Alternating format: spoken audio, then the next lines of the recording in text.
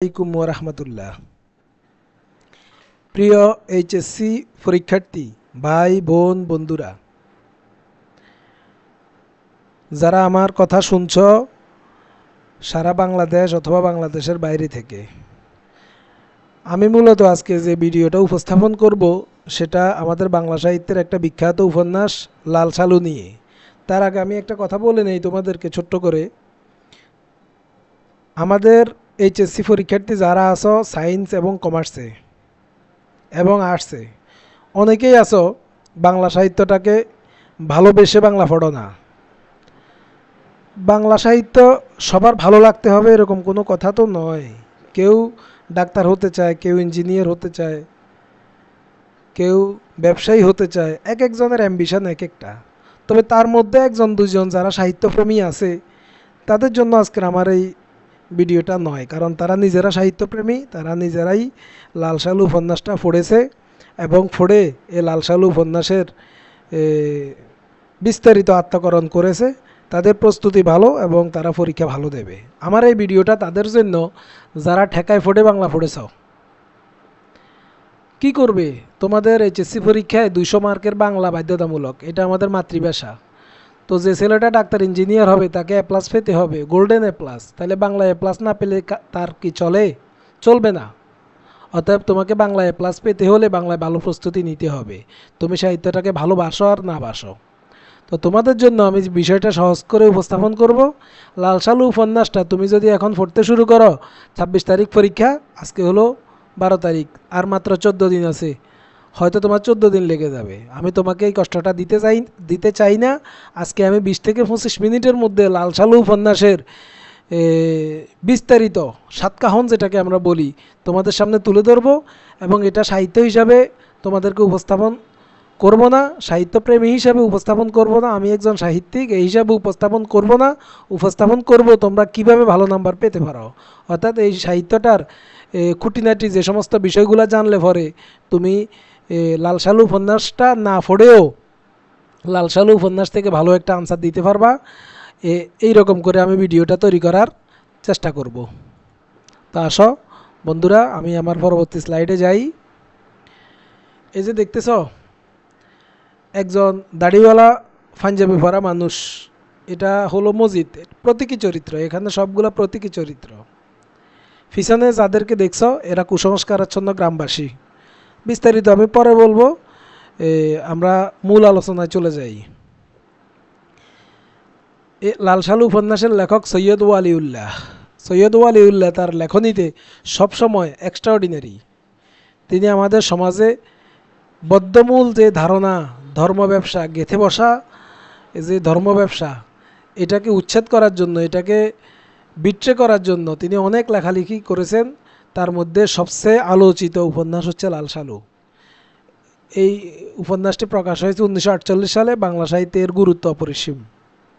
আর এই লাল সালু উপন্যাসের মূল যে থিম, মূল যে বিষয়বস্তু, সেটা হলো ধর্মকে ফুজি করে কিভাবে একজন ব্যক্তি নিজের ক্ষমতাকে সমাজের মধ্যে প্রতিষ্ঠা করে, এবং সাধারণ মানুষের মনের মধ্যে যে সরলতা, ধর্মের প্রতি যে ভীরুতা, এটাকে ফুজি করে কিভাবে ব্যবসায় সফল হওয়া যায় তার একটা পূর্ণাঙ্গ চিত্র।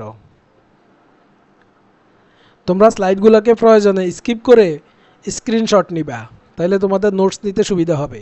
সৈয়দ ওয়ালিউল্লাহ জন্মগ্রহণ করেন 1922 সালে আমাদের নোয়াখালীতে, এবং মৃত্যুবরণ করেন 1971 সালে ফ্রান্সের প্যারিস শহরে। তিনি লেখক, সাংবাদিক এবং কূটনীতিক হিসেবে আমাদের কাছে অত্যন্ত পরিচিত, এবং তার উল্লেখযোগ্য যে সাহিত্যগুলো আছে তার মধ্যে চাঁদের অমাবস্যা, কাঁদো নদী কাঁদো, বহিফির, তরঙ্গভঙ্গ। বহিফির উপন্যাসটাও কিন্তু মাধ্যমিক পর্যায়ে আমাদের স্কুলে সহপাঠ হিসাবে পাঠ্য আছে। বহিফির একটা নাটক। আমাদের এই লাল সালু উপন্যাসের যে বৈশিষ্ট্য সেটা হলো মনস্তাত্ত্বিক বিশ্লেষণ, প্রতীকী ব্যঞ্জনা এবং সমাজ সচেতনতা। এটা হলো এই উপন্যাসের বৈশিষ্ট্য। মানুষের মনস্তাত্ত্বিক দিকটা তিনি এখানে তুলে ধরেছেন। অনেকগুলো প্রতীকী চিত্রের মাধ্যমে তিনি ধর্ম ব্যবসাটাকে মানুষের চোখের সামনে তুলে ধরেছেন, এবং সমাজের মানুষের যে সচেতনতা নেই, এই সচেতনতাহীনতাটাকে তিনি ভালোভাবে উল্লেখ করার চেষ্টা করেছেন।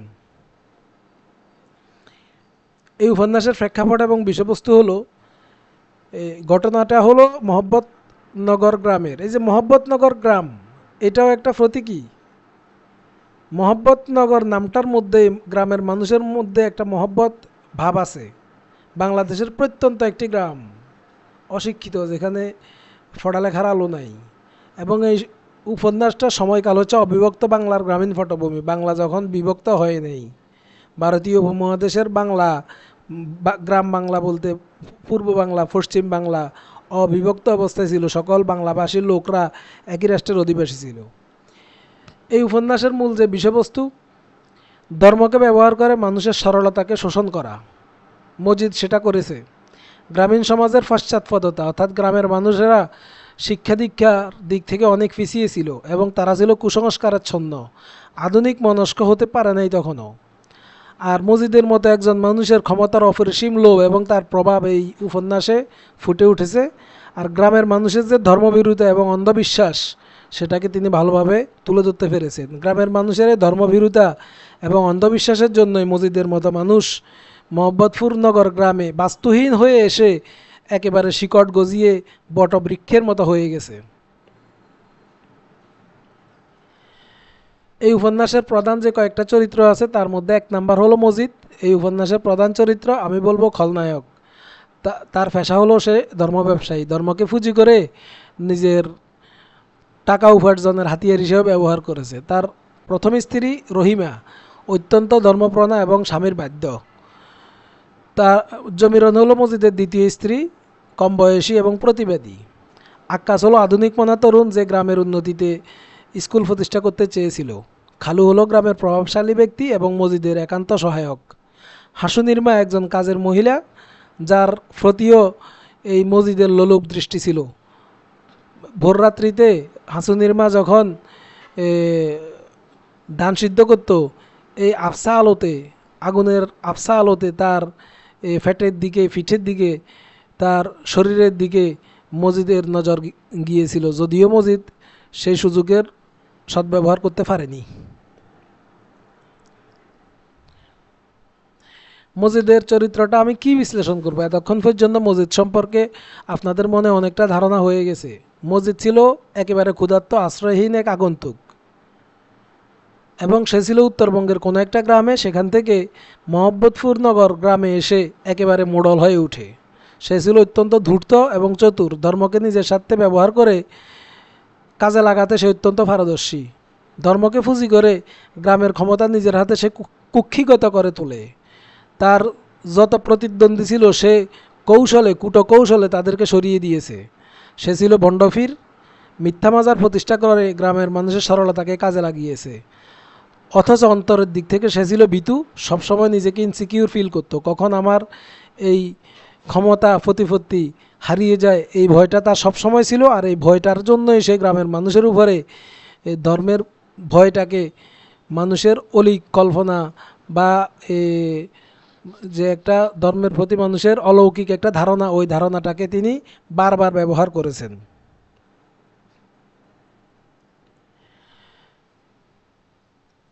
মজিদ একটা মাজার প্রতিষ্ঠা করেছে। উপন্যাসে লেখা আছে যে এটা একটা শিয়ালের গর্ত। আসলে এখানে কোনো কবর ছিল কিনা জানি না, তবে গ্রামের অনেকগুলা মানুষের কবর ছিল। শিয়ালের এই গর্তটাকে সে এসে মানুষের কাছে বলতেছে যে এটা মুদাসসির পীরের মাজার, তিনি এক অলৌকিক শক্তির অধিকারী। আপনারা মুদাসসির পীরের মাজারকে এমনিভাবে ফেলে রাখছেন, আপনারা বে আলেম, বে আবেদ, এরকম ধমক দিয়ে মানুষের অন্ধবিশ্বাসকে কাজে লাগিয়ে সে এখানে একটা মাজার প্রতিষ্ঠা করে। এবং ধর্মের নামে মজিদ মানুষকে শোষণ করে, তাদের সম্পদ এবং আনুগত্য আদায় করে। ধর্মীয় আচরণ নামে সে অনেক আড়ম্বরপূর্ণ অনুষ্ঠানের আয়োজন করে এবং এই অনুষ্ঠানের নামে সে মানুষের কাছ থেকে দান, চাল, অর্থকড়ি আদায় করে নিজে আস্তে আস্তে বড় লোক হতে থাকে। আমাদের যে মোহাম্মদপুর গ্রাম, ওই গ্রামটা ছিল, আমি আবারও বলছি, অবিভক্ত বাংলায়। তখন বাংলায় জ্ঞান বিস্তার তেমন লাভ করেনি, জ্ঞান বিস্তার তখন সীমিত ছিল। এই শিক্ষাহীনতা এবং অসচেতনতার কারণেই মজিদ কিন্তু ধর্ম ব্যবসাটা করতে পেরেছিল। আর গ্রামের অধিকাংশ মানুষ ছিল দরিদ্র, এদের দিন যাপনে অনেক কষ্ট হতো। আর ওই দরিদ্র মানুষগুলোকে সে শোষণ করেছে। তখনকার সমাজে সামাজিক শৃঙ্খল বলতে কিছুই ছিল না, পুরুষতান্ত্রিক সমাজ ব্যবস্থা, নারীদের কোনো কথা বলার অধিকার ছিল না। আর পরিবর্তন ভীতি, গ্রামের মানুষগুলা নতুনত্বকে গ্রহণ করতে চাইতো না, বাপদাদারা যা করে গেছে তারাও তা করবে, এরকম একটা অন্ধবিশ্বাস তাদের মনের মধ্যে গেঁথেছিল, যার কারণে তারা সমাজের নতুন যে পরিবর্তনমুখী মানুষগুলো তাদেরকে এরা গ্রহণ করেনি, আধুনিকতা ছোঁয়া পায়নি এরা, যার কারণে আক্কাসের মতো আধুনিক শিক্ষায় আগ্রহী যুবককে তারা সমর্থন দেয়নি। গল্পের মূল কাহিনীটা আপনারা একটু স্ক্রিনশট নিয়ে পড়ে নেবেন। আমি গল্পের মূল কাহিনীটা বর্ণনা করতে চাইতেছি না, দুটো স্লাইডে আছে, আপনারা পজ করবেন, পজ করে গল্পের মূল কাহিনীটা স্ক্রিনশট নেবেন, তাহলে গল্পের মূল কাহিনীটা পড়লে আপনাদের গল্পটা পুরা গল্প পড়ার চেয়ে মোটামুটি কম খারাপ হবে না। আর এই উপন্যাসের যে ভাষা এবং উপন্যাস উপস্থাপনের যে শৈলী, সাহিত্যিকের যে একটা আন্তরিকতা বা কৌশল, সেটা আমি বলছি, এটা আঞ্চলিক ভাষায় লিখিত একটা উপন্যাস। আর এই উপন্যাসটার ভাষা সহজ সরল কিন্তু শক্তিশালী বর্ণনা রীতির মাধ্যমে এটা বর্ণনা করা হয়েছে। এই উপন্যাসে অনেকগুলো প্রতীকী তাৎপর্যপূর্ণ লাইন আছে। এই প্রতীকগুলোকে তিনি বিভিন্ন উপমা রূপকের মাধ্যমে উপস্থাপন করেছেন, যা এই উপন্যাসের গভীরতাকে আরও বাড়িয়েছে। মজিদের চরিত্রের মনস্তাত্ত্বিক দিকগুলো তিনি সুস্পষ্টভাবে তুলে ধরেছেন, যেমন মজিদের মনে ধর্মের যে ব্যবসা, অর্থলোভের যে একটা আকাঙ্ক্ষা এবং নারীর প্রতি যে লালসা, এটা কিন্তু তিনি সুস্পষ্টভাবে ফুটিয়ে তুলতে পেরেছেন। সে তার একটা স্ত্রী বর্তমান থাকা অবস্থায়ও নিঃসন্তান বলে দ্বিতীয় স্ত্রী গ্রহণ করেছে, আবার হাসুনির্মার মতো কাজের বুয়ার প্রতিও তার লোলুপ দৃষ্টি ছিল। এটা হলো মজিদের মনস্তাত্ত্বিক চারিত্রিক বৈশিষ্ট্য। আর প্রতীকী যে ব্যঞ্জনাগুলো তিনি ব্যবহার করেছেন, এই যে লাল শালুক কাপড় দিয়ে মিথ্যা একটা মাজার শিয়ালের গর্তকে লাল শালু কাপড় দিয়ে ঢেকে দিয়ে সে ভণ্ডামি করেছে এবং মানুষের মনে একটা ভয় ঢুকিয়ে দিয়েছে যে মুদাসসির পীর উনি অনেক বড় ওলিয়া আউলিয়া কেরাম, তার অনেক ক্ষমতা, তার অলৌকিক ক্ষমতা আছে, আমরা যদি এটাকে অবিশ্বাস করি তাহলে আমাদের বিপদ আসবে, এবং এই অলৌকিক ক্ষমতাটাকে সে মানুষের কাছে জাহির করে নিজের ক্ষমতাটাকে বাড়িয়েছে। আমি আগেই বলেছি নামকরণের মধ্যে লুকিয়ে আছে একটা ব্যঙ্গ, যে ব্যঙ্গটা হলো মহব্বতনগর গ্রাম, মানে এই গ্রামের মানুষগুলোর মধ্যে মহব্বতটা একটু বেশি, যার কারণে আগন্তুক একজন মসজিদ যে ধর্ম ব্যবসায়ী তাদের ভবিষ্যতে ক্ষতি করবে তাকে তারা নিজেদের আপন করে ভেবে নিয়েছে এবং তাকে মাজারের ফাঁসে একটা ঘর বানিয়ে দিয়েছে, তাকে বাস্তুহারা মানুষটাকে তারা সমাজের মধ্যে সবচেয়ে বড় আসনটা দিয়ে দিয়েছে। মসজিদের যে দাড়িগুলো, এটা হলো তার একটা ভণ্ডামির জন্য বাইরে থেকে ধার্মিকতার একটা পরিচয়, তার অন্তরে কিন্তু প্রকৃত ধার্মিকতা নাই। লাল শালু উপন্যাসের যে মূল বার্তা, তোমাদের সৃজনশীল প্রশ্ন ক এবং ঘরের জন্য গুরুত্বপূর্ণ, একটু খেয়াল করো শিক্ষার্থীরা, বন্ধুরা, ধর্মীয় ভণ্ডামির বিরুদ্ধে যে প্রতিবাদ, এটা নিয়ে একটা প্রশ্ন আসতে পারে। তোমাদেরকে প্রতীকী সৃজনশীল উদ্দীপকের মাধ্যমে ধর্মের ভণ্ডামির পক্ষে অথবা বিপক্ষে যে কোনো একটা চরিত্র দণ্ডায়মান করে মসজিদের সাথে তুলনা করার জন্য বলতে পারে।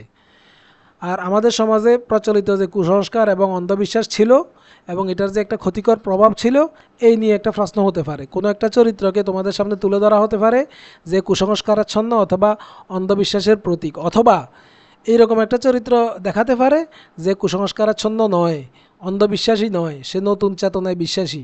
তখন তোমাকে ওই চরিত্রটাকে এই লাল শালু উপন্যাসের সাথে তুলনা করে মিল অথবা অমিল, পার্থক্য এগুলো নির্ণয় করার জন্য বলতে পারে। আমাদের সমাজে শিক্ষার যে কতটুকু গুরুত্ব এবং অসচেতনতার কারণে আমাদের সমাজে কি কুফল রচনা হতে পারে, তার সবচেয়ে বড় প্রমাণ হলো আমাদের এই লাল শালু উপন্যাস। শিক্ষার গুরুত্ব এবং সামাজিক অসচেতনতা বিষয়ক একটা প্রশ্ন আসতে পারে। কোনো একটা চরিত্রকে তোমাদের সামনে তুলে ধরতে পারে যে শিক্ষানুরাগী অথবা সচেতন, সমাজ সচেতন, অথবা যে শিক্ষার গুরুত্ব জানে না, সমাজ সম্পর্কে অসচেতন। ওই দুইটা চরিত্রকে যে কোনো একটাকে উপস্থাপন করে তোমাদেরকে প্রশ্ন করতে পারে যে আমাদের লাল শালু উপন্যাস চরিত্রের কোন চরিত্রের সাথে মিল আছে বা অমিল কি আছে, মিল অমিল, এগুলো গুরুত্ব বিশ্লেষণ, সংশ্লেষণ, ব্যাখ্যা, এরকম করে প্রশ্ন আসতে পারে। আর আমাদের গ্রামীণ সমাজকে পশ্চাৎপদতা থেকে মুক্তির যে আহ্বান আমাদের লাল শালু গল্পে আমরা দেখেছি, এটা চিরন্তন। এখনও আমাদের সমাজ পরিপূর্ণ কুসংস্কারাচ্ছন্ন, থেকে মুক্ত হয়নি, এখনও আমাদের সমাজ পরিপূর্ণ শিক্ষায় শিক্ষিত হয়নি, আধুনিক মনা হয়নি, এখনও আমাদের সমাজের মধ্যে পশ্চাৎপদতা রয়ে গেছে, যা যুগে যুগে থাকবে। আমাদেরকে এখান থেকে এগিয়ে যেতে হবে।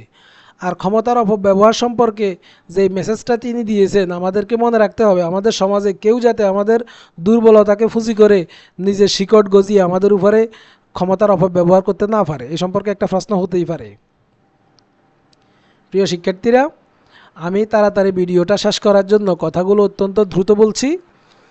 তোমরা যদি না বুঝে থাকো একাধিকবার আমার ভিডিওটা দেখতে পারো। সেক্ষেত্রে আমি কথা আসতে বললে ভিডিওটা দীর্ঘায়িত হবে। জানোই তো এই উপন্যাসটা অনেক বড়, তোমরা নিজেরা পড়তে গেলে 10-12 দিন লাগবে। একসাথে তো আর একটা না পড়তে পারবা না। যারা সাহিত্যপ্রেমী যেমন আমি, এই লাল সালু উপন্যাসটা এক নাগাড়ে 2 দিনে পড়ে শেষ করে ফেলেছি। আচ্ছা যাক, আমরা এই উপন্যাসটার সমালোচনা এবং প্রাসঙ্গিকতা নিয়ে কিছু আলোচনা করি। এই উপন্যাসটির মাধ্যমে মজিদকে কিন্তু আমরা নায়ক হিসাবে দেখি না।